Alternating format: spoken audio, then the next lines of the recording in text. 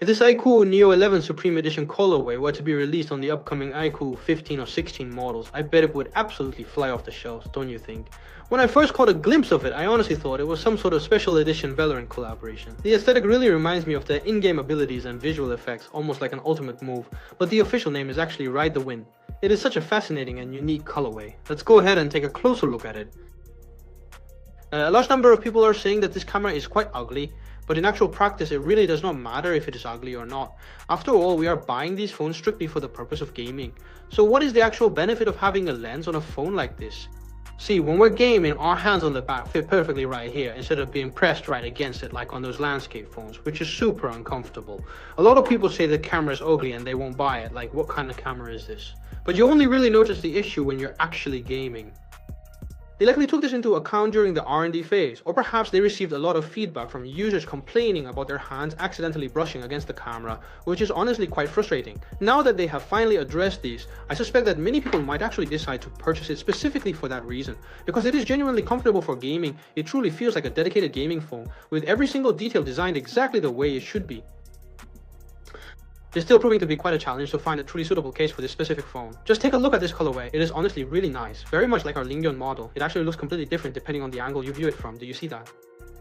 This particular colorway is really quite flashy and eye-catching. You might remember the iQOO Neo 11 had that iconic face the wind design, and this feels like a direct updated evolution of that specific look. I have to say, it is actually looking quite nice. The camera module has been redesigned, shifting from the previous vertical orientation to this new horizontal layout, with the LED flash positioned right over here.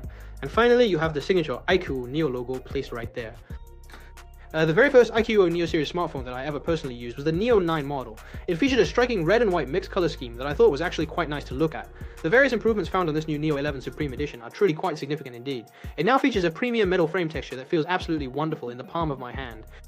However, if you look closely, you'll notice that the corners are actually quite different. The corners on the Neo 11 are styled much like the iQOO 13, whereas this particular model takes a different approach, feeling more like the iQOO 15. Because of that, it feels remarkably comfortable and natural when you're holding it in your hand. You know, those sharp, right-angled edges can really start to dig into your palm after you've been using the phone for a while. Anyone who has spent time with the iQOO 12 knows it doesn't feel all that great, but this updated design is a significant improvement.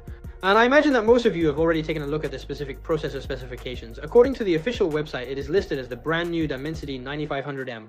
To be honest, I really have no idea what that mysterious M actually stands for. Snapdragon is always researching new chips, and it seems that Dimensity is doing the same. Could it be the Dimensity 9500 Monster, or is it simply just the 9500M? Perhaps there is even a Dimensity 9500 Special Edition waiting for us? I'm only joking with you, of course. The Dimensity 9500M chip is in reality just a tiny bit less powerful than the standard version. At the big launch event, they will definitely tell you that it is a truly great piece of hardware. However, if you are just gaming, Dimensity chips are actually better for your daily use because they have much lower power consumption than Snapdragon. Wait a minute. Isn't this supposed to be a Snapdragon processor? You know, the famous Qualcomm Snapdragon. While its gaming performance might be slightly better than Dimensity, its power consumption is higher. This time the battery is 9100 mAh, which is huge. The thickness hasn't changed at all, but the battery capacity has increased significantly. This kind of battery life will definitely get you from morning to night without any problems.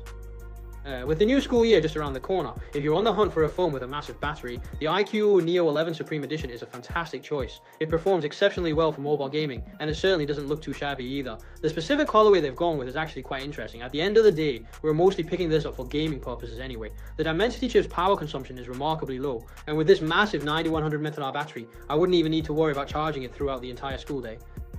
Back when I was still attending school and using my old Huawei phone, I had to plug it into charge after every single class, which was honestly such a pain.